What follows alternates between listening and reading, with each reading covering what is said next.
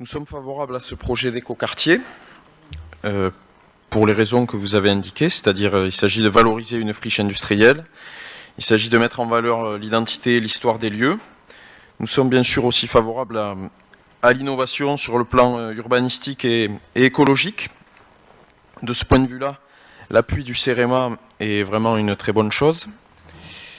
Bien entendu, l'enjeu prioritaire à nos yeux, c'est l'analyse des sols qui sont contaminés par une pollution historique.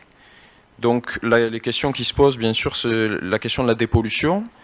Par quels moyens elle va être opérée, par quels moyens cette dépollution va être rendue possible. Il y a d'autres exemples d'écoquartiers, dont certains sur des sols pollués, donc j'imagine que ça va être observé dans la démarche. Et voilà, nous pensons que c'est un élément prioritaire du bon déroulement de ce projet. Je vous remercie.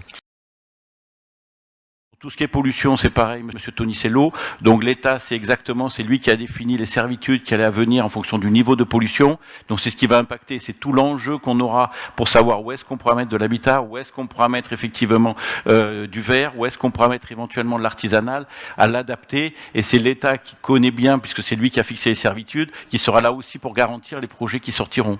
Et enfin, je rappellerai que maîtrisant 40% du foncier, c'est quand même nous qui serons essentiellement en maîtrise d'ouvrage, qui seront impactants, donc on sera en plus, et c'est tout l'intérêt de ce projet, donc on maîtrise beaucoup de terrain municipal, donc les porteurs de projets seront obligés de s'adapter et ça sera beaucoup plus facile de le faire qu'on maîtrise le foncier et qu'on pourra discuter en amont avec chaque porteur de projet.